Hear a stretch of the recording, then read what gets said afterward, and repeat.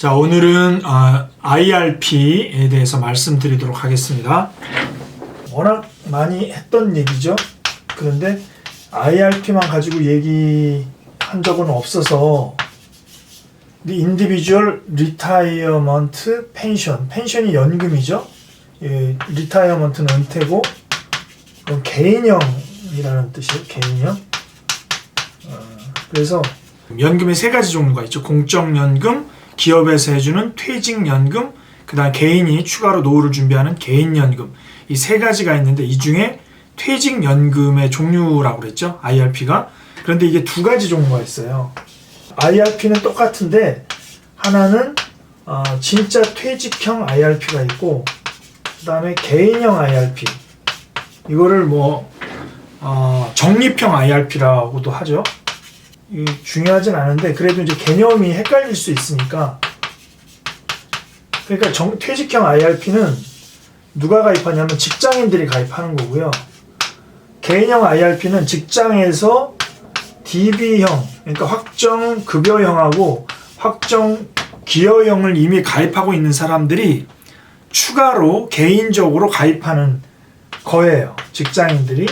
그런데 이게 확대가 돼서 소득이 있는, 그러니까 소득이 없는 주부나 학생 빼놓고는 나머지 개인 사업자, 프리랜서, 자영업자 등등등등, 군인, 공무원들, 그러니까 퇴직을 준비해야 되는데 직장에 다니지 않기 때문에 본인의 퇴직금이 없는, 이런 퇴직연금이 없는 사람들을 위해서 추가로 문호를 개방한 거예요. 그래서 이 사람들이 어떻게 보면 개인 사업자들, 학원 원장님들, 이런 자영업자들, 프리랜서들, 이런 사람들에게는 자기 퇴직금이 없는 대신에 국가에서 세액공제를 해줄 테니까 본인의 퇴직연금을 준비해라. 이거는 연금저축과는 또 다른 개념인 거죠. 그래서 이 퇴직연금은 이 고용노동부 근로자 퇴직급여 보장법에 따라서 고용노동부의 홈페이지에 가서 퇴직연금 수익률을 찾아보면 이 수익률을 알 수 있고요.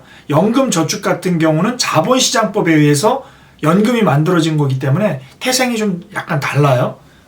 그래서 이건 DB/DC인데 요거는 그냥 IRP죠.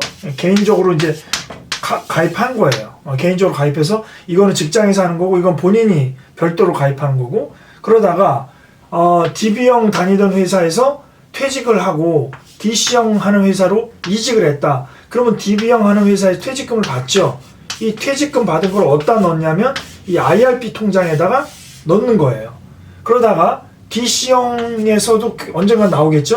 여기서 받는 퇴직금도 넣는 거예요. 언제까지 넣는 거냐면 55세 될 때까지는 IRP 통장에 머무르는 거예요. 그 퇴직금이. 그래서 요거를 A 통장이라고 한번 해볼게요. 그리고 나서 본인이 개인적으로 넣는 통장이 또 있죠. 요거는 개인형 IRP니까 요거는 B라고 볼게요. 이게 달라요. 두 개가. 성격이 다른 거예요. 그래서 이걸 가지고 보통 두 번째 개인형 IRP를 할 때는 5년 이상 넣어야 되고요. 그 다음에 거치했다가 언제부터 받을 수 있냐면 55세, 이 숫자가 중요해요. 그것도 몇 년 동안 10년 이상 연금으로 수령해야 돼요. 55세부터 10년 이상까지. 그러니까 65세까지는 일단 받아야 돼. 연금이니까. 그리고 나서 더 받을 수도 있죠. 물론 20년도 받을 수 있고 본인 따라서 30년도 받을 수 있고 이런 식으로 하는 거예요. 왜 이게 중요하느냐? 세액공제를 해준다는 거예요. IRP는 얼마까지 해주냐면 연 700만 원까지 해줘요. 그러면 연봉이 5,500만 원 이하인 사람은 15.5%까지 리펀드를 해줘요. 환급을 해주는 거예요. 네. 연봉이 5,500만 원 이하인 사람. 이상인 사람은 얼마냐면 13.2%를 해줘요. 초과인 사람은. 근데 만 50세 이상은 200만 원을 더해가지고 코로나 때문에 900만 원까지 해주는 거예요. 세액공제를. 그런데 만약에 이거를 5년이 이상 안 넘거나 10년 이상 55세 되기 전에 중도에 해지한다거나 해지하면 납입액 더하기 이자에 대해서 16.5%의 기타 소득세를 내는 거니까 받았던 세액공제를 그대로 토해내고 거기에다가 이자 붙은 거에 대해서까지도 16.5%의 기타소득세를 낸다.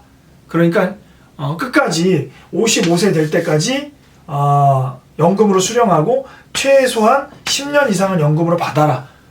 그렇지 않으면 이런 IRP 계좌는 의미가 없다라는 거예요. 네. 그럼 어떻게 운용하느냐? 보통 은행 같은 경우는 예금하고 펀드로 운영합니다. 예.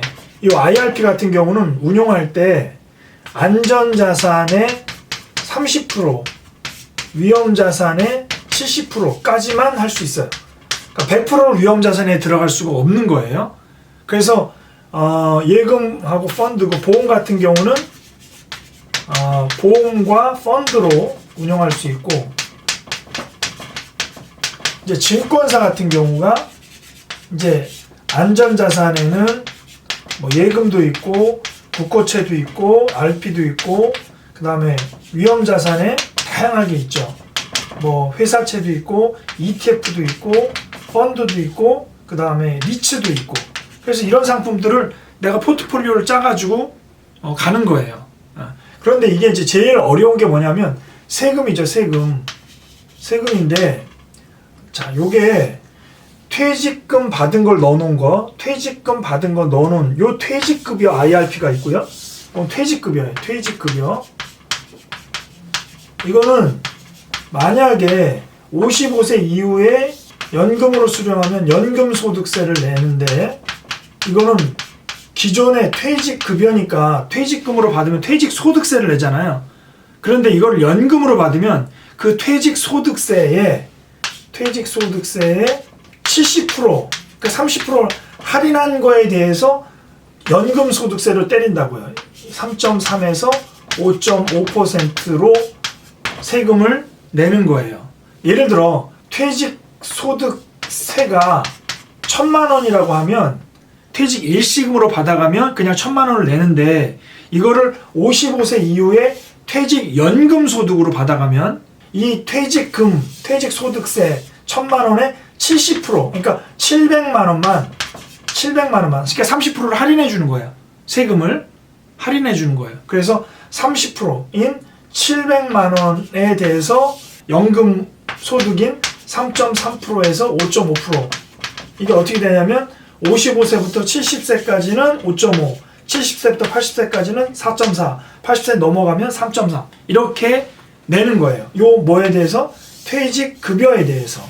퇴직급여에 대한 것. 그러니까 이 퇴직급여 부분에 대해서 대부분 100명 중에 98명은 퇴직 일시금으로 받아간다고요. 그러니까 퇴직연금 소득세 이런 거 고민하는 경우는 없어요. 왜냐면 퇴직금 받아가지고 보통 여행 가고 뭐 대출 갚고 생활비 쓰고 이렇기 때문에 사실은 대부분의 사람들은 퇴직 일시금으로 받는다고. 그러니까 퇴직소득세를 낸다는 건데, 혹시 퇴직소득 일시금으로 안 받아가고 퇴직연금으로 받아가는 한두 명은 어떤 세금으로 내냐면 그 퇴직소득세의 70%만 3.3에서 5.5%를 낸다. 요런 뜻이에요. 그리고 나서 이제 제일 많이 하는 이 개인형 IRP는 이렇게 네 가지로 나눠지는 거예요. 그래서 700만 원까지 납입을 원래 하는데 1,800만 원까지도 납입이 된단 말이에요.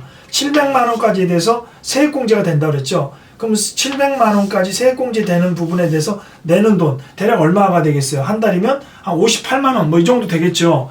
이거에 대해서 세액공제가 되는 거고요. 세액공제. 추가되는 건 세액공제가 안 되죠. 이건 안 돼요.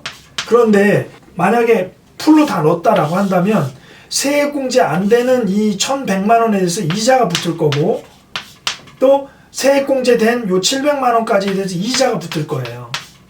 자, 그러면 낼 때는 어떻게 되느냐면, 낼 때는 얘는 세액공제 안 되고 얘에 대해서만 세액공제가 되는 거 이해되시죠? 그리고 받을 때는 어떻게 되냐면, 받을 때는 얘하고 얘를 다 합쳐서 연금으로 받는 건데, 이제 연금소득으로 받는 건데, 그 세금은 세액공제 안 받았던 얘는 빼고 얘하고 얘에 대해서만 연금소득세를 뗀다. 왜냐면 얘는 세액공제를 안 받았으니까, 혜택을 안 받았으니까 당연히 세금도 안 내는 거고, 얘네들은 받았고 이자니까 연금소득세를 얼마 떼냐면 3.3에서 5.5%를 뗀다. 요겁니다. 조금 이 세금 관계가 좀 복잡한데 헷갈리시는 분들은 다시 한번 돌려서 한번 보시기 바라고요. 몇 가지 자료를 같이 보시면 도움이 될 거예요. 이 IRP는 단점이 뭐냐면 수수료가 있습니다.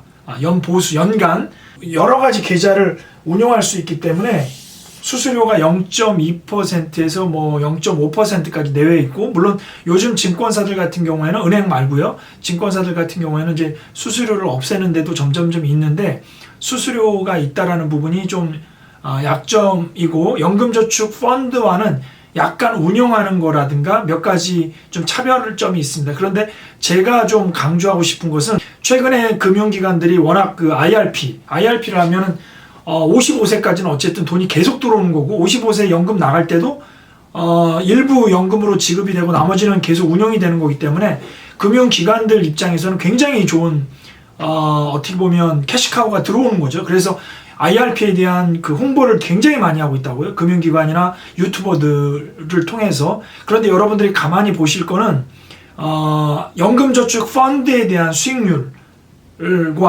그리고 퇴직연금 IRP에 대한 수익률을 고용노동부의 퇴직연금 IRP 수익률을 비교하시면 금방 알 수 있어요. 뭐 지난 8년 동안, 7년 동안, 3년 동안에 연간 운용된 수익률을 비교하면 어떤 걸로 해야 되는지는 여러분이 아마 스스로 판단이 되실 거라고 보고요. 앞으로 많이 좋아지겠지만, 그럼에도 불구하고 IRP는 연금저축 펀드와 같이 16.5%라는 확정금리를 깔고 들어가는 투자 상품이기 때문에 매우 유용하다라고 말씀드릴 수 있을 것 같습니다. 오늘은 여기까지 할게요.